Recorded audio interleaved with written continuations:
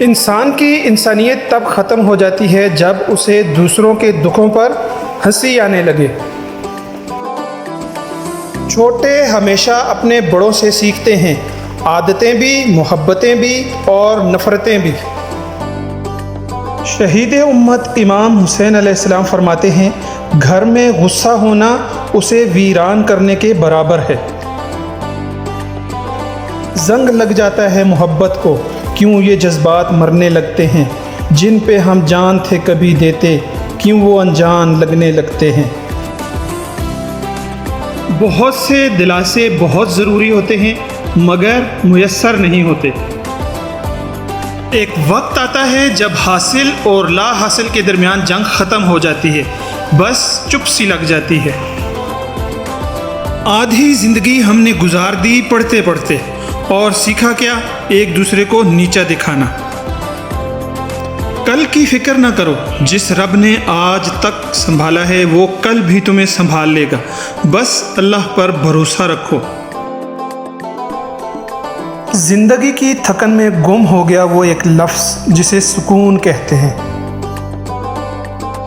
حضرت علی رضی اللہ تعالیٰ عنہ کا فرمان ہے، زیادہ باتیں کرنے والوں سے لوگ تنگ آ جاتے ہیں۔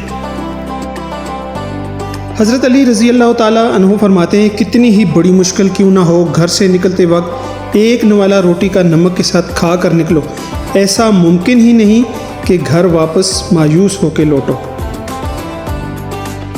انسان کو اچھی سوچ پر وہ انعام ملتا ہے جو اسے اچھے اعمال پر بھی نہیں ملتا، کیونکہ سوچ میں دکھاوا نہیں ہوتا۔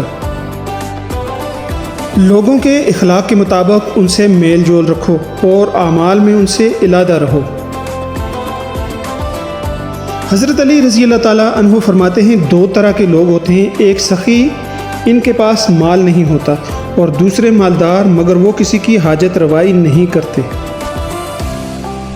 جب تمہیں یقین ہو کہ تمہارا رب تمہارے ساتھ ہے تو پھر کوئی فرق نہیں پڑتا کہ کون تمہارے خلاف ہے۔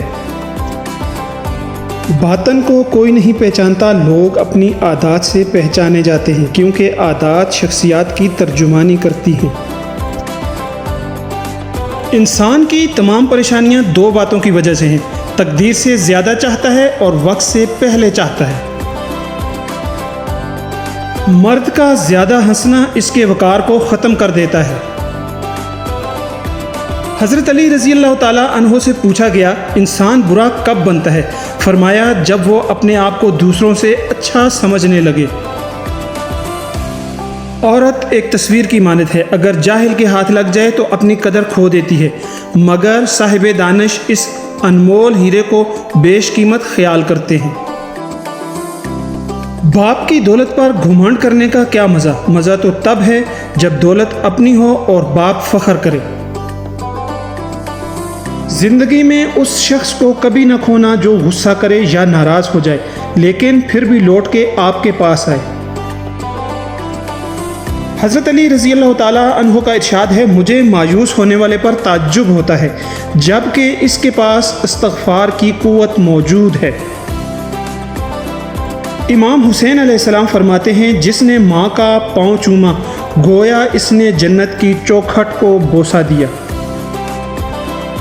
یہ ویڈیو آپ کو اچھی لگے تو ضرور لائک کیجئے گا، چینل پر نئے ہیں تو سبسکرائب کر دیں، معیاری اقوال زرین ویڈیوز کے لیے گھنٹی کے بٹن کو دبا دیں، دوستوں کے ساتھ شیئر کریں۔ شکریہ۔